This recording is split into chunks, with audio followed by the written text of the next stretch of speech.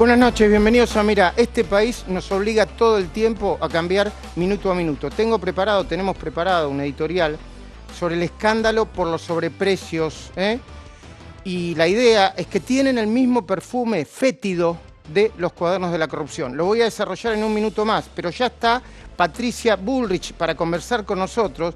¿Por qué? Porque se ha incorporado en las últimas horas en la Argentina, lo acaba de proponer la ministra de Seguridad, un concepto que se llama ciberpatrullaje del humor social. Vamos de nuevo, ciberpatrullaje del humor social. Mis compañeros dicen, preocupante. Me dicen, poné en el graph, preocupante. Yo digo, ¿cómo preocupante? Esto, si no lo explican bien, me parece escandaloso. Buenas noches a todos. Buenas noches, Claudio. Buenas noches, Luciana. Buenas noches, Martín. Hola. Buenas noches, Federico. ¿Algo para decir antes de saludar a la ex ministra de Seguridad, Patricia Bullrich? Sí, vos mencionabas la palabra preocupante, y de verdad que me resulta preocupante. Vos sabés que Sabina Frederick es antropóloga, y cuando está en el llano, uno la supone estructuralista, cultora de Levi Strauss, denuncia, digamos, el control social, ¿no?, el discurso de Foucault. Ahora es notable, cuando llegan al poder se ponen estalinistas como Diana Conti y se dedican a hacer este control social, este ciberpatrullaje que consiste en espiar las redes sociales para ver el humor social. ¿Estás seguro? Bueno, quiero decir, esto lo vimos en China. Dame un segundo, sí. A ver, primero, antes de... Yo tengo la misma sospecha, Pero, ¿qué fue exactamente lo que dijo la ministra de Seguridad? Ahora, por favor. El ciberpatrullaje no es ciberespionaje, es ciberpatrullaje. Lo que se hace es un rastreo por lo que es público en las redes. Y las fuerzas federales solo acceden a lo que es público y eso permite anticiparse a una dimensión del humor social, no todo. Las razones por las cuales el ciberpatrullaje nos parece un indicador, no el único, pero es un indicador, es que la gente está mucho tiempo en la casa, está mucho tiempo haciendo uso de las redes, incita muchas veces a la violencia, lo cual no quiere decir que la ejerza. Lo venimos advirtiendo hace tiempo. ¿Cuál es el rol que tenemos que tener los periodistas? En las pandemias crece la corrupción, en general. En las pandemias crece la tentación de un Estado vigilante y autoritario. ¿Crece la tentación, Luciana? Bueno, a ver, la idea de ciberataque, por ejemplo, para proteger a la niñez y a la adolescencia, o el ciberpatrullaje está muy instalada porque casos de pederastia, de grooming, de intentos de adultos que se hacen pasar por menores de edad, entonces usan las redes sociales para atraerlos. Ahora, son delitos tipificados en los códigos penales de los países y el ciberpatrullaje, que existe, el ciberpatrolling, existe en distintos países del mundo, está rastreando esos delitos tipificados por el Código Penal. Lo que plantea la ministra parece ser otra cosa, es un ciberpatrullaje de redes sociales públicas y de conversaciones y del humor social, que hasta el momento no está tipificado como delito. Bueno, hay que aclarar, Luis, a mí me parece que hay un punto que es central. La ministra no aclara qué significa ciberpatrullar el humor social. Por una cosa son delitos, como bien decía Pero Luciana. ¿Cómo me vas a ciberpatrullar el humor social? A ver, empecemos, muchachos. ¿Quién está violando o quién está poniendo en riesgo la paz social, el humor social? ¿Quién mide el humor social? Es sujeto a la interpretación del Estado. Absolutamente. No, con esa idea, el Estado interpreta que tenemos que comprar rápido y caro. El Estado interpreta que privilegiamos la salud y entonces la economía la podemos empezar a discutir, no sé, dentro de 2 años, Martín. O sea, no podemos dejar todo al arbitrio de lo que le parezca al Estado. Esto es un gran hermano auténtico. Es peor porque en algunos estados más totalitarios, vos mencionabas el caso de China recién, se utiliza ese ciberpatrullaje inclusive para combatir la pandemia. Entonces vos, por ejemplo, no esperás a que se hagan los test, sino que lo que empezás a ver son en las redes sociales la gente que manifiesta determinados síntomas y vas corriendo atrás de la manifestación social del síntoma, no atrás del test, que por ahí te llega tarde.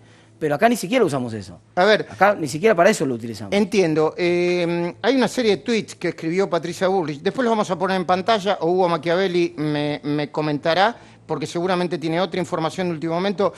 Movamos el programa, me van llamando, me van avisando. Si salimos desprolijos me dicen. Patricia Bullrich, buenas noches. Todo el equipo de Mirá, lo que te digo, saluda. ¿Cómo está usted? ¿Qué tal? ¿Cómo están? Bien. ¿Qué interpreta usted sobre qué significa el patrullaje del humor social en el medio de la pandemia? Bueno, el humor social no es un delito, no está tipificado en ningún código. El ciberpatrullaje es una herramienta del ciberdelito. El delito se puede expresar de manera física en las calles o se puede expresar en las redes. El ciberpatrullaje lo que tiene que hacer es perseguir delitos concretos codificados en los, digamos, que estén en los códigos. Ejemplo, amenazas. Ejemplo, intimidación pública contra la salud. Ejemplo, terrorismo. Ejemplo, venta de drogas, bullying, grooming. Es decir, que ¿cómo se hace el ciberpatrullaje? El ciberpatrullaje se hace con palabras claves.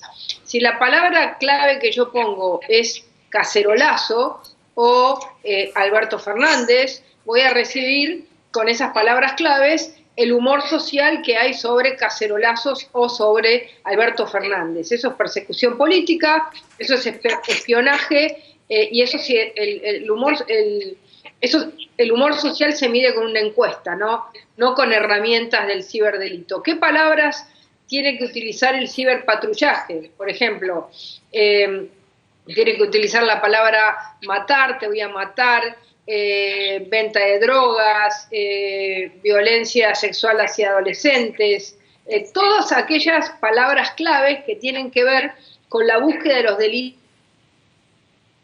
Ahí se perdió. Una pregunta que yo tenía para...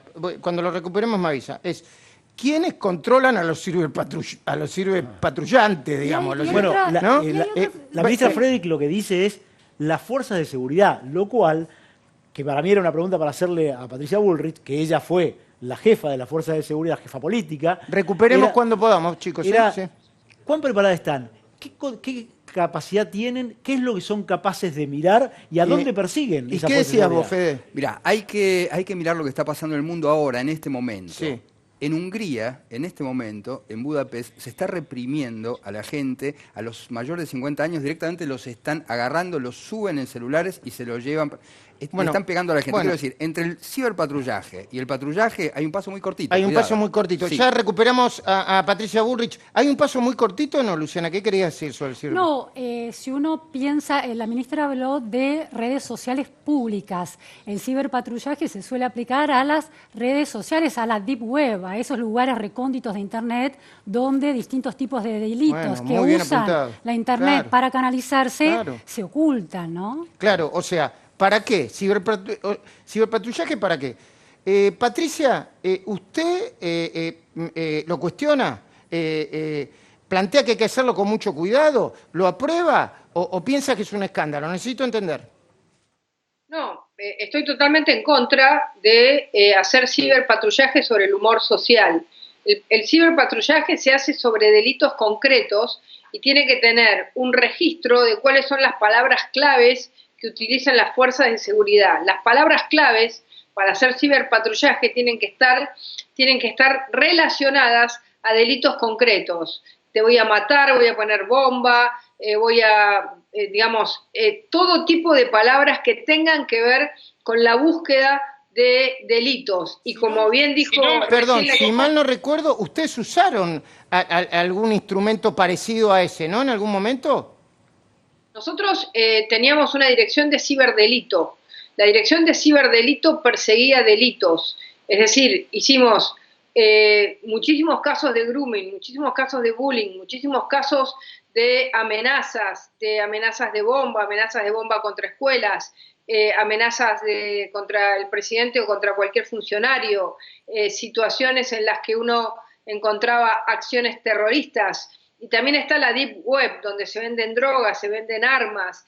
Ese es el mecanismo del ciberdelito que puede utilizar el ciberpatrullaje, pero siempre con un protocolo y con palabras claves que van a los delitos tipificados en el Código Penal, que luego inmediatamente se le avisa a un fiscal o a un juez. Señor director, un segundito, señor director, acompáñeme por favor que me voy a acercar a Federico. Discúlpeme que la interrumpe, Patricia. Tenías una pregunta para Patricia, ¿no? Sí, me acaba de llegar un comunicado de cámara. los miembros del interbloque de Juntos por el Cambio, las comisiones de libertad de expresión y comunicaciones informática, que manifiestan su preocupación por las expresiones de las autoridades del Ministerio de Seguridad, que declararon que todas las fuerzas realizan ciberpatrullaje en las redes sociales para detectar el humor social. Yo lo que quiero saber, Patricia Bullrich, es si orgánicamente Juntos por el Cambio está pensando en hacer algo. Bueno, los interbloques, por supuesto que ya lo han expresado. Yo he tomado una posición pública recién, hace un rato. Tenemos muchísimas expresiones públicas y sin duda que nos vamos a comunicar con los presidentes de los partidos y la mesa de Juntos por el Cambio para tener una posición. Esto además va conjuntamente con una declaración de confianza de Telam, y Claudio Jacqueline fuera de aire cuando empezamos el programa. Pero por favor, aclárenos, Patricia, ¿de qué se trata? La declaración de confianza de Telam es la confianza de quienes son aquellos que dicen las cosas de manera correcta. Evidentemente acá hay un pensamiento correcto y un pensamiento incorrecto. Todo aquel que tiene una posición distinta a la posición del gobierno entraría en el campo de la desconfianza. Si entramos en el campo de la desconfianza y medimos el humor social, estamos entrando a una política de represión de la opinión, totalmente distinta a la represión de los delitos. Entonces, esto que ha dicho la ministra es absolutamente ilegal y es espionaje. No se puede... Ilegal y espionaje. Absolutamente. Acá lo que nosotros, si queremos medir el humor social, se hace una encuesta. Usted hace una encuesta y dice, bueno, el humor social es este, a partir de esto yo tomo decisiones, pero utilizar las fuerzas de seguridad federales para, en vez de perseguir delitos, analizar el humor social, eso en cualquier parte del mundo, y en Hungría, como bien lo acaban de decir, eso no es ciberpatrullaje, eso no es ciberdelito, eso es ciber... Sí, Patricia, usted fue jefa de las Fuerzas Federales de Seguridad. ¿Qué significa darle esta potestad a las fuerzas de seguridad y cuál es el riesgo de que las fuerzas de seguridad estén haciendo un ciberpatrullaje para medir el humor social?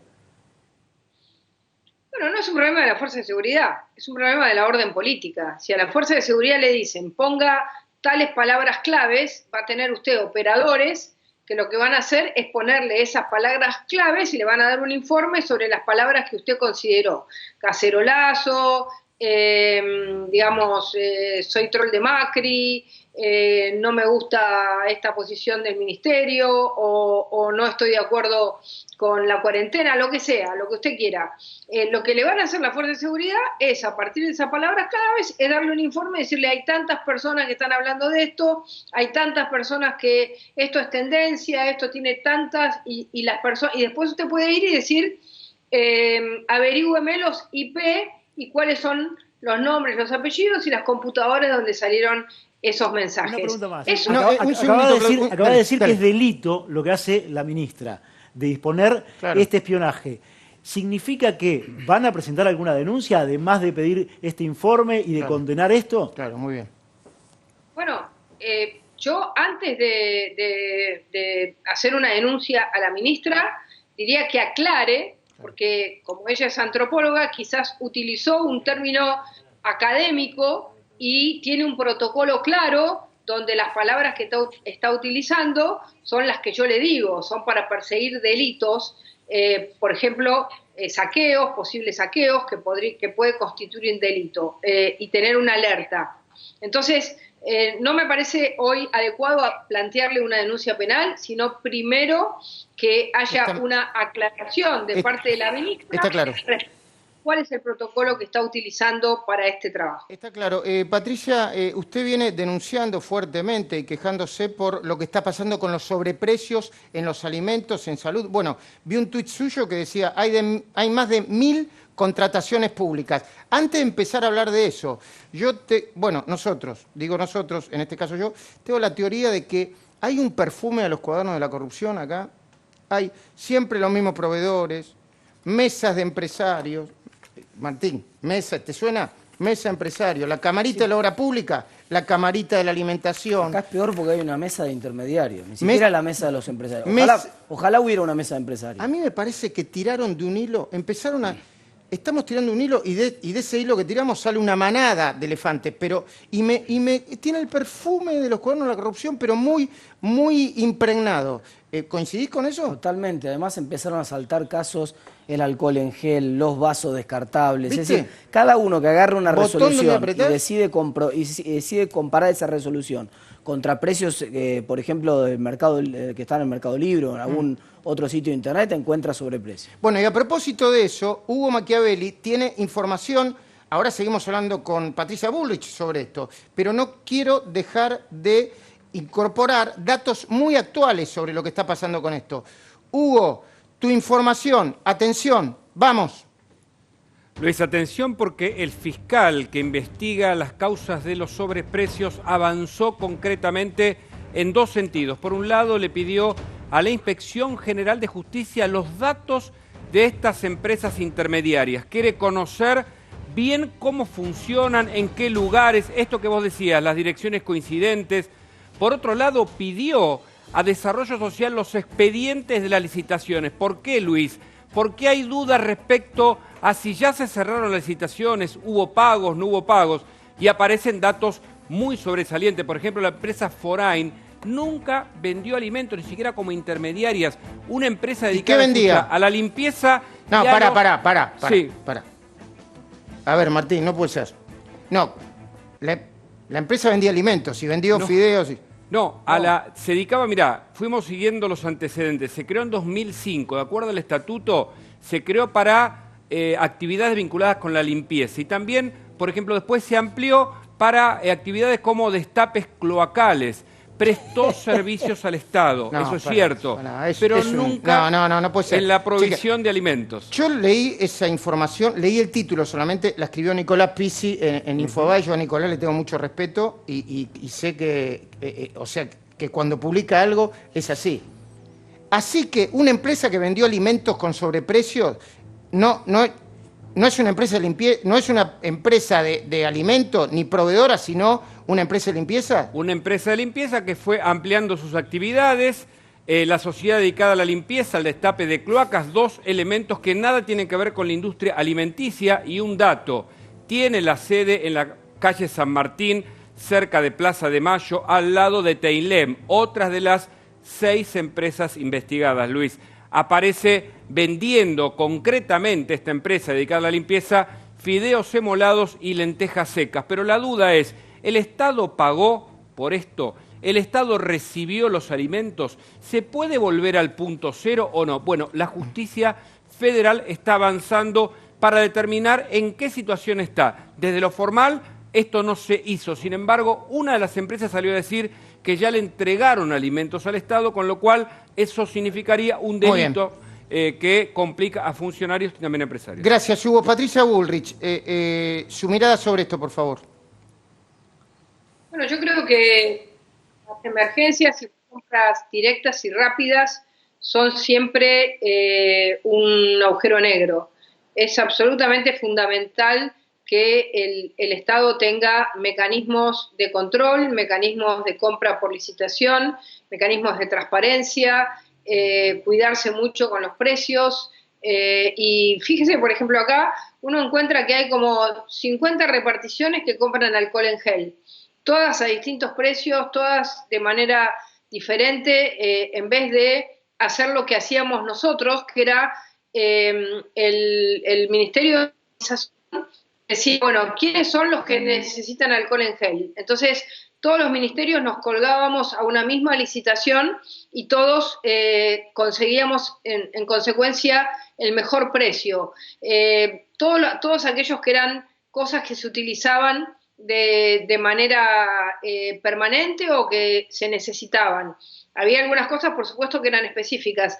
En el Estado hay como muchos enquistados, que son los que toda la vida le han vendido al Estado, los que siempre están ahí, los que no son directamente los proveedores. Uno tiene que saltear a esos intermediarios e ir directamente a los proveedores, ir directamente a las fábricas para poder conseguir buenos precios. Entonces, hay que tener cuidado. Seguramente algunos lo han hecho de buena fe por la emergencia, pero otros, como el caso que conocimos de la venta de las empresas de Calvo, que ya las conocía porque él fue jefe de seguridad del municipio de Almirante Brown y tuvo un caso de coima con la empresa de seguridad del parque industrial de Bursaco, y luego estas empresas tienen sus depósitos en ese parque. Así que él las conocía. Entonces, acá hoy yo le mandé al presidente las 1000 compras directas, pues son todas compras directas que hay hoy, hay en marzo y en abril. Bueno, miren una por una, y no es solamente precios máximos, los precios de referencia, porque en realidad el Estado cuando compra debe conseguir a un precio distinto al que vende un supermercado o un almacén. Claro, mayorista. Eso que los precios máximos de venta al público es una engaña pichanga. Tiene que venderse, claro. Tiene que buscar el precio mayorista. Pero ni siquiera mayorista, tiene que conseguir el precio de fábrica. Póngale mayorista, pero nunca minorista, porque el minorista está pagando el alquiler, la luz, los empleados que tiene, todo la logística de un supermercado. Entonces, o la logística de un almacén, tiene un precio distinto. Entonces, ni siquiera la referencia del precio cuidado, yo lo pondría más bajo, le diría a Alberto Fernández que cambie la resolución que sacó ayer, poniendo que el precio es el precio de referencia de un comerciante, y lo pondría un porcentaje abajo de ese precio del comerciante, porque el comerciante tiene que ganar, tiene que vivir. Un segundito, poneme el ejemplo. Te pongo un ejemplo, me contaba ayer Ceci Bufflet que el mismo aceite que el Estado había pagado 157 pesos, ella lo chequeó con varios supermercados grandes, los supermercados se lo compran a los productores a 95 pesos. No, me parece un chiste. Patricia Bullrich, la última pregunta, y agradeciéndole el tiempo. ¿Estamos ante un Estado bobo? Ayer Diego Cabot planteaba esta idea. ¿Estamos ante un Estado bobo o ante un Estado cómplice? No, bueno, yo creo que hubo una reacción rápida, echaron 15 funcionarios, salvamos al ministro, más allá de que firmó la resolución, todos salvamos al ministro, dijimos, bueno, démosle al ministro por su trayectoria y por su historia la posibilidad de no haber tenido el tiempo de analizar esto, en el caso de esta grande, pero evidentemente lo que es fundamental es que en una emergencia las cosas hay que ponerles más de 2 ojos, hay que ponerle 4 ojos, hay que mirar mucho más y pongamos, y nosotros creo que desde la oposición también tenemos que estar mirando, como lo hizo el periodismo, todo esto para que no haya vivos. Yo no estoy hablando de un Estado cómplice, me parece que sería todavía una definición demasiado extendida en un momento de una situación tan compleja. La reacción fue rápida, esperemos que ahora revisen todas y cada una de las licitaciones y que cambie, presidente, el tema del precio cuidado. No, es más bajo del precio cuidado. El precio cuidado lo compro yo acá en la esquina. Y hay toda una cadena de gente que gana dinero, entonces el Estado tiene que comprar mejor. Utilicen las plataformas que dejó el ministro Ibarra, la plataforma Comprar, la posibilidad de hacer compras donde todos nos uníamos a una compra, que era realmente interesante. Perdón, ¿qué pasó, Patricia Bullrich? Era un ringtone, perdón, que estamos... No, porque en este programa pasan un montón de cosas, ¿eh? Enseguida va a ver lo que fue ayer, una especie de summit de la alimentación, no vamos a hablar de... ¿Cómo? Sí. ¿Cómo? Estamos en una tecnología donde estamos comprando todo. Bueno. Estamos a la vez tratando de utilizar el Skype, y el Skype suena el teléfono en la computadora. Pero estamos bastante bien, bastante prolijos salimos. Gracias, Patricia Bullrich. Gracias a usted. Bueno, ¿me acompañan con esto que era el plan original? El escándalo de los sobreprecios para mí tiene el mismo perfume de los cuadernos de la corrupción. En las redes sociales nosotros solemos poner la palabra atenti. Con esta palabra empezamos casi siempre nuestras informaciones, anuncios, en Twitter. Atenti. Y atenti decimos ahora y anticipamos, o mejor dicho, advertimos los casos de presunta corrupción en la compra de alimentos y los elementos de salud que se hicieron por contratación directa en el marco de la pandemia del coronavirus, ¿no? Tiene el mismo perfume que los cuadernos de la corrupción. Huelen mal, huelen a podrido, como los bolsos de José López y las valijas de los cuadernos de la corrupción. Es más, el sistema de recaudación de funcionarios corruptos que recibían coimas de empresarios inescrupulosos en los cuadernos parece calcado como sistema al registro que con pelos y señales el chofer en su momento, Oscar Centeno, en la mega causa denominada, una vez más, los cuadernos de la corrupción, planteó en su momento. Me voy a explicar. Así como el sistema de recaudación de coimas de la obra pública era organizado por una mesa que lideraba el expresidente Carlos Wagner, era, ¿no, Claudio? El de la Cámara de la Construcción. El de la Cámara de la Construcción. No sé si es la camarita u otra. Bueno, era una mesa. Sí, o sea, el Estado organizaba, el Estado organizaba, le decía, bueno, armame una cabeza, juntame las cabezas de los empresarios, qué sé yo. Bueno, el expresidente de la Cámara, Wagner, hacía eso. Y parece que existiría una mesa de la alimentación. Una mesa de alimentación. No con productores, con proveedores. Dicen que hay una mesa de productores y otra de proveedores. Si tenemos mesa, vamos a hacer 2 mesas, ¿no? Estaría integrada esencialmente por proveedores y algunos productores de alimentos. También, dicen, cambiaría cheques en algunas mesas de dinero para entregar los retornos a los funcionarios de turno. Martín Tetá decía, si el Estado paga tarde, va a empezar la bicicleta financiera, los cambios de cheques. Debe haber alguna mesa acá, como había en la mesa en la obra pública. Y ese es el drama de la inflación, Luis. Es muy difícil de ver si hay un sobreprecio implícito ahí o simplemente una cobertura de riesgo porque me van a pagar a 180 días. Claro. ¿Por qué te estamos contando todo esto? Porque todo indica que también en este caso, en el caso de alimentos, siempre serían los mismos. Parece que cuando vos vas al boletín oficial, siempre son las mismas empresas y se vincularían a lo largo de los años con muchos funcionarios. Ahora Claudio Jacqueline te va a explicar la interna que hay entre los intendentes y los dirigentes sociales de territorios vinculados con esto, ¿no? El territorio y que integran el Ministerio de Desarrollo Social. Bueno, pero ayer pasó algo muy curioso. Aquí pasó algo muy curioso que lo comentó todo el mundo. Nosotros no lo provocamos. El dueño de Maxi Consumo, el empresario oficialista, no te olvides, oficialista, Víctor Fera, una suerte de Alberto Samid, en su estilo, pero del rubro alimentos, yo digo, nos kirchnerió el programa. Hay una política que te kirchnerean los programas de televisión, yo lo digo así, ¿no? La producción de Mirá lo había convocado por un motivo obvio. Horas antes, por la mañana, había declarado Víctor Fera que si los fideos y el aceite se lo hubieran comprado a él, el Estado se habría ahorrado más de 300 millones de pesos. Y también había asegurado, con ese tono tan prepotente que tiene, sin repetir y sin soplar, que no fue un descuido, fueron coimas, dijo la palabra coimas. Y para colmo, hizo alarde de su nivel de conocimiento cuando aportó más detalles. Hace 20 años que se pagan coimas, gritó en el rubro de la alimentación. Muy bien. Hace 20 años que se pagan coimas. Él lo dijo, no yo. Pero entre la mañana y la noche, nos consta, Fera habría sido guionado por un sector del gobierno para despegar al presidente y al mismo tiempo incluir a exfuncionarios de Macri en su gravísima acusación. Que se deberán defender, ¿no? Supongo. Está claro que la acusación de Fera es interesada. Quería o todavía quiere vender sus productos al Estado y sugiere que sus precios son más convenientes para meterse en alguna licitación, pero al mismo tiempo, más allá de sus modos y de la operación, pretendió ayer, aquí a la noche, para desviar la atención,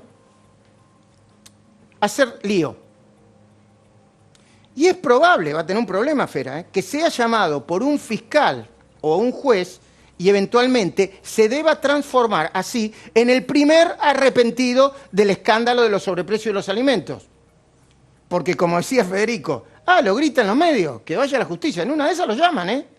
Bueno, yo te invito a que veas lo sacado que el pintoresco empresario estaba ayer. Así vas a entender todavía más esta trama de gente que, como se dice en la jerga, no sé quién lo decía esto, creo que era el filósofo contemporáneo Guillermo Coppola, juega a veces, parece que juega la mancha con los aviones. Acá tenés Víctor Fera, el Samid de la alimentación. Y dígame cómo se expresa esa corrupción y quién participa. No quiero que ningún periodista se anote esto.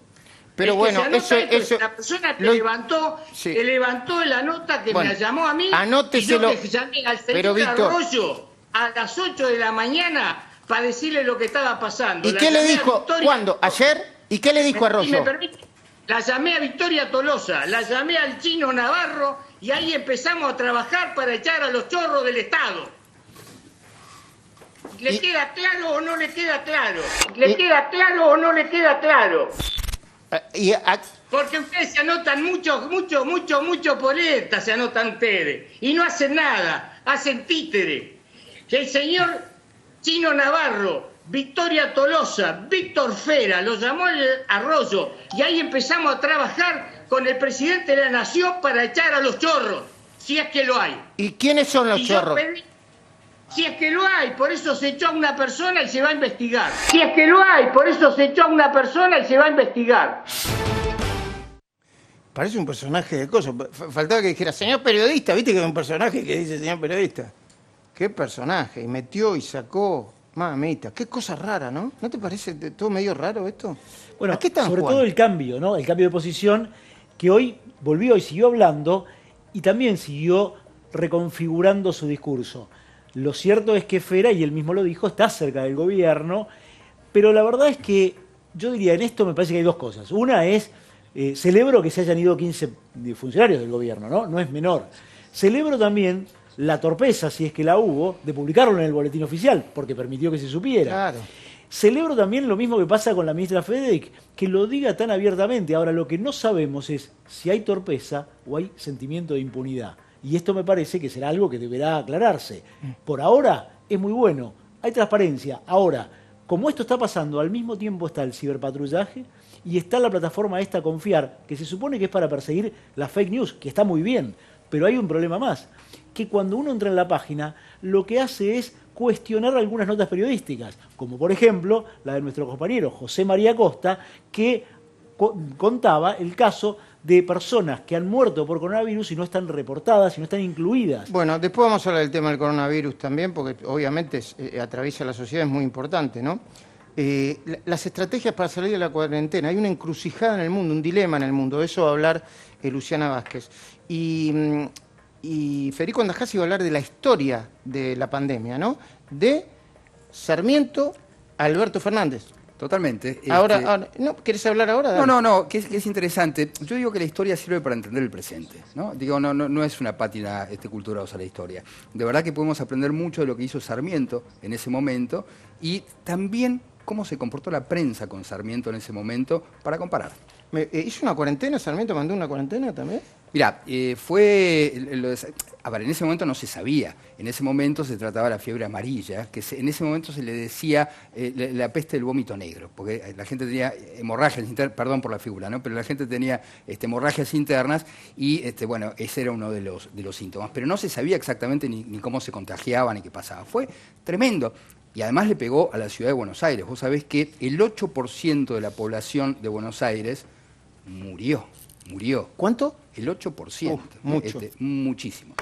Bueno, yo leí por estos días, con bastante mala fe, que Sarmiento se fue y dejó a la buena de Dios Se fue de cuarentena. No, Sarmiento se fue a Mercedes, también se fue a la Corte Suprema, donde reorganizó el gobierno. A ver, ubicate en la época. Era, en ese momento, vivir una situación de acefalía era muy grave. A ver, si Sarmiento a algo no le tenía miedo, era ponerle el cuerpo a las circunstancias, tipo que participó en la guerra, su hijo murió en la guerra con el Paraguay.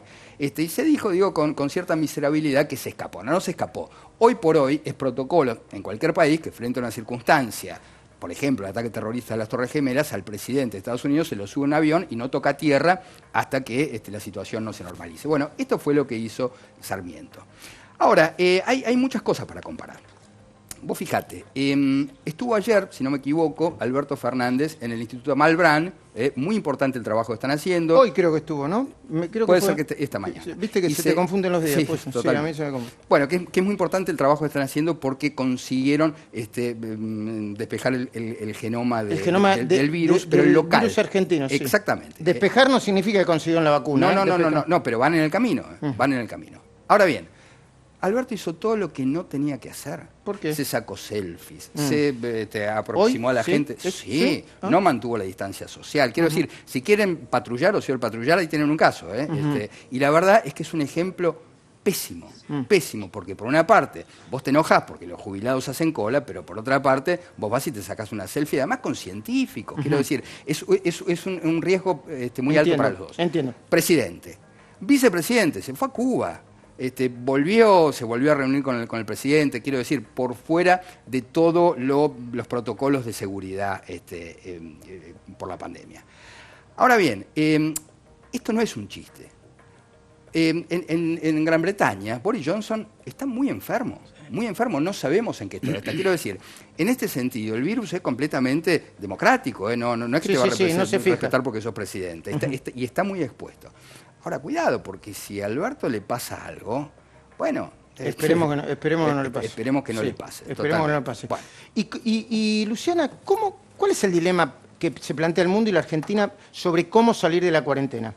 Bueno, la idea es cuánto impacto tiene, en vidas humanas versus cuánto impacto puede tener la economía en vidas humanas, porque hay algunos estudios que demuestran que el impacto en el PBI termina redundando en una baja, en un descenso, en una reducción de la expectativa de vida. Ahora, The Lancet, la revista médica británica, una de las principales revistas, publicaciones del mundo, acaba de publicar un trabajo del experto chino Joseph T. Wu, que trabaja en la Universidad de Hong Kong, donde analizan cómo tratar el tema de la cuarentena. O sea, es de ahora, de hace un par de horas que lo publica.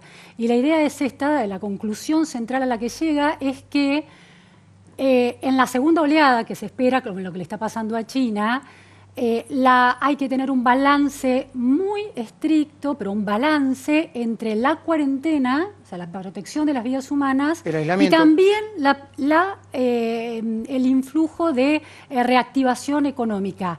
Si suspendés la cuarentena completamente, la levantás completamente y después volvés cuando empiezan los contagios nuevamente, el costo de vidas humanas y el costo económico que recorre negativamente, transversalmente a toda la sociedad e impacta en todas las personas en el mediano o largo plazo, va a ser muy alto. La idea es, hasta que se encuentre la vacuna, es la recomendación del artículo, hasta que se encuentre la vacuna, es sostener cuarentenas, pero al mismo tiempo en un balance con cierta apertura de la actividad económica. Entiendo. Una con la otra. Entiendo. El título de tu tema, ¿no? Tirame el título ahora que tenemos que ir y volver. Sí, justamente el falso dilema entre la salud y la economía, ¿no? Hay evidentemente una diagonal en el medio que hay que encontrarla, hay algunas ideas, de hecho hay algunos científicos que están proponiendo algunas en la línea de lo que comentaba Luciana, algunas más voy a comentar en un rato yo. Lo analizamos después. Es una orquesta esto, funciona como una orquesta hasta ahora. Nos falta el tema de los intendentes. Cuando volvamos, Laura Muñoz, la ex mujer de Van der Bruele, y su indignación por la salida en libertad, para mí otra locura más, no se entiende como el juez obligado. Parece que lo obligaron a hacer lo que hace 10 días no hizo. Liberó a Amado Vudú. Y además vamos a hablar con Eduardo López, uno de los infectólogos más reconocidos y que está trabajando para el equipo de gobierno contra la pandemia del coronavirus. Bueno, está Laura Muñoz, ex mujer de Van der Bruele, que debe tener su mirada, supongo, de indignación por la liberación un poco estrambótica de Amado Vudú. La voy a saludar.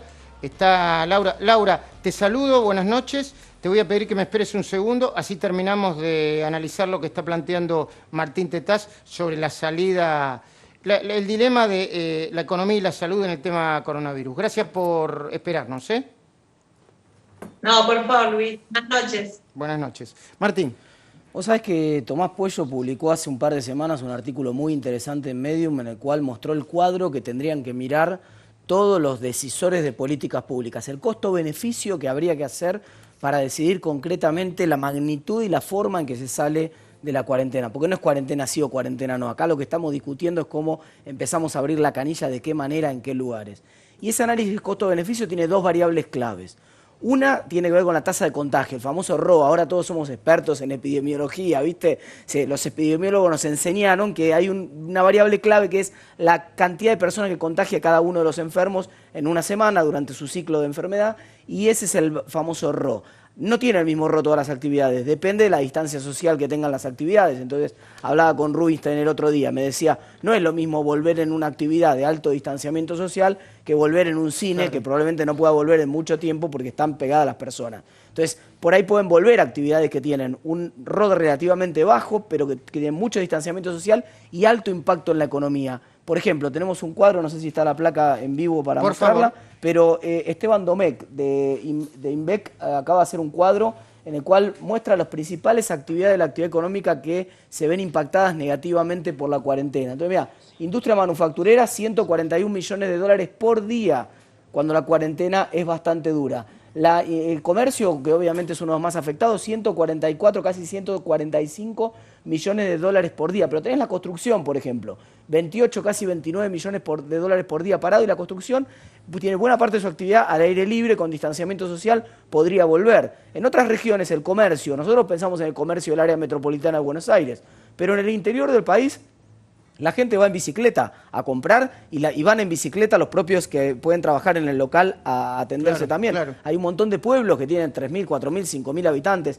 Escaso comercio en general. Hoy están cerrados, no tienen ningún caso reportado. O sea que la chance de que se desparrame el virus ahí es muy baja, y como contrapartida la posibilidad de recuperar la actividad económica es bastante alta. Yo creo que deberían analizar ese tipo de cosas, ¿no? A la hora de relajar la cuarentena. Esa es la discusión. Avancemos con, lo proponía Rubinstein el otro día, testeos masivos, distancia social alta, más controles, probablemente el barbijo, algunas cosas más, y empecemos a desarmar la bomba atómica esta en la cual nos metimos, que cortamos un cablecito y parece que explota todo. Empecemos a desarmarla, tenemos que empezar a recuperar la economía, cuidando la salud, por supuesto, pero no podemos dejar que el remedio termine matando al paciente. Muy bien, Martín, muy interesante.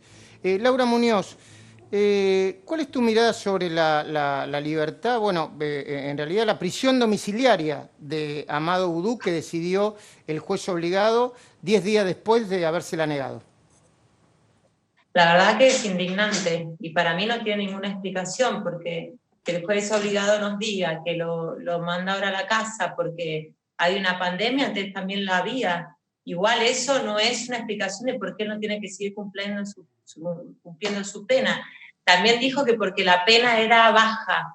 Bueno, yo estoy de acuerdo, la pena es baja. Para un hombre que se robó la máquina de hacer billetes de un país, la pena es baja. Deberían revisar las penas. No porque la pena es baja, entonces lo mandan a la casa y seguramente es todo un paso de darle la libertad.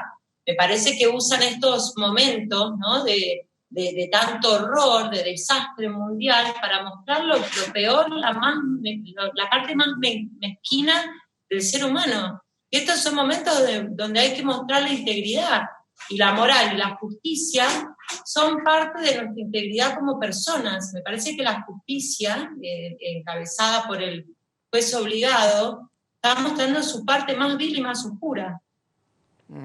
¿Qué te pasa con estas cosas? Obviamente todo el mundo está preocupado por el coronavirus y debe estar muy preocupado por su integridad. Pero ¿qué te pasa con estas cosas? ¿Te desalientan? ¿Te arrepentís de haber hecho lo que hiciste, que fue denunciar toda una trama de corrupción?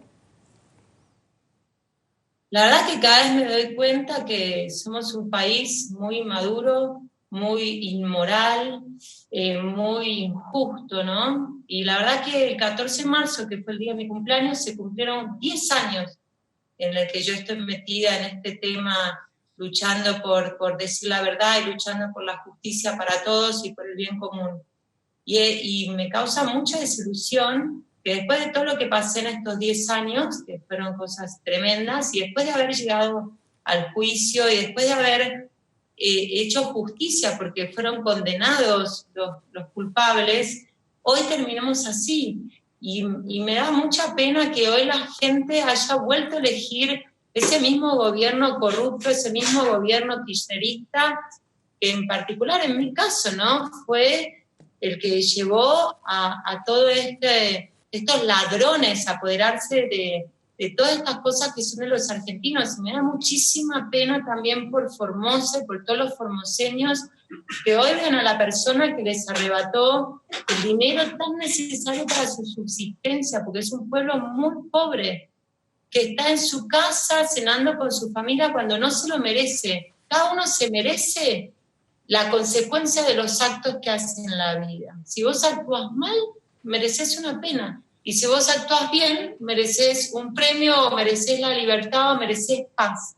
Bueno, en este país cada vez más vemos que las cosas están invertidas. A mí me da mucha tristeza. Igualmente en este momento tan especial de la pandemia, es como que mi energía está puesta en otras cosas. Claro. Por eso me parece... Sí, por eso yo quería llamarte, hacerte dos preguntas y que el tema no... contribuir un poco para que el tema no se olvide. Gracias por atendernos, Laura, gracias por atendernos. Te vamos a llamar en cualquier otro momento. Muchísimas gracias. Muchas gracias a ustedes. Saludos Cuídense, a la familia. quédense en casa. A todos. Sí, hablemos. Volvemos, enseguida volvemos.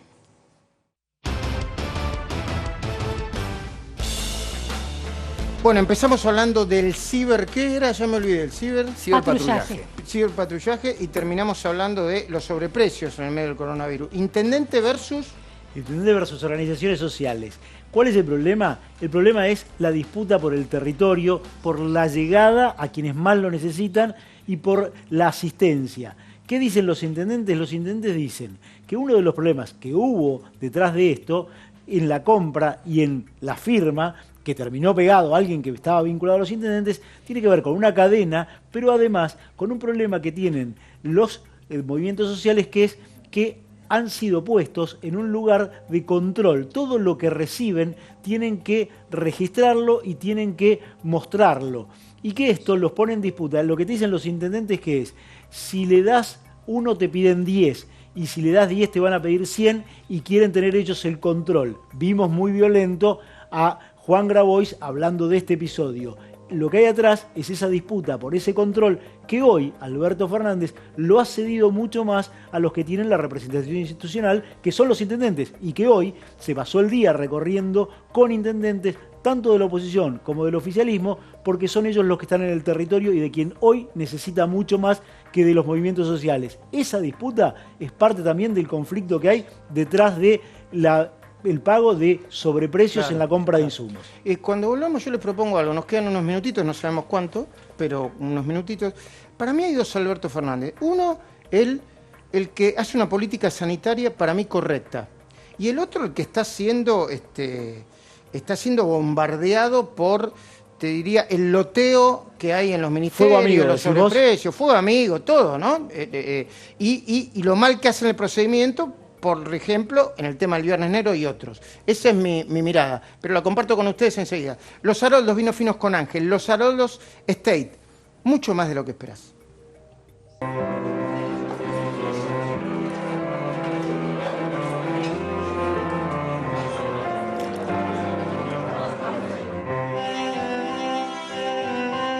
Los Haroldos State, mucho más de lo que esperás. ¿Hay dos, Alberto? A ver, yo te digo cuál es el Alberto que a mí me preocupa. Efectivamente yo veo un Alberto tomando decisiones bien asesorado, y después veo un Alberto con una compulsión paternalista que me preocupa. ¿Te acordás de esa película Padre Patrone, no? Sí. Que el padre de repente se convierte en ese personaje autoritario. Es el peligro del paternalismo, ¿no? Ese Alberto a mí me preocupa. ¿Qué ves, Martín? Un Alberto, el Alberto peronista clásico. No veo más sorpresa que eso. Que expresa dos cosas distintas. Es el peronismo clásico, Luciano. Si a vos te preguntan un peronista clásico qué haría en estas condiciones, y bueno, más de lo mismo, más de lo que siempre hace el peronismo cuando está en el poder. Luciana Vázquez. A ver, el presidente está gobernando el país en un momento muy crítico, muy difícil, ¿no? Cualquier presidente o primer ministro en cualquier parte del mundo tiene desafíos parecidos. Y la verdad que está pasando algo que es que quienes tienen el poder, en algunos casos se cuestiona están recibiendo de parte de sus adherentes demasiados permisos para actuar, y eso es un problema. Tenés segundos. Un Alberto que responde a todas sus internas, que responde a todos los públicos, con todos quiere dar una respuesta y sobreestima su capacidad de acción y de resolución.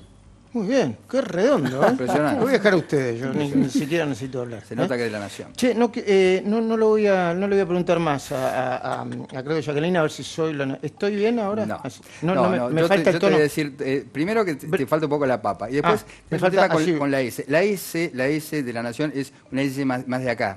Sí. Bueno, ¿cómo se llama el programa de Willy Cohen? Somos nosotros, ¿no? Somos nosotros. Willy Cohen, somos nosotros.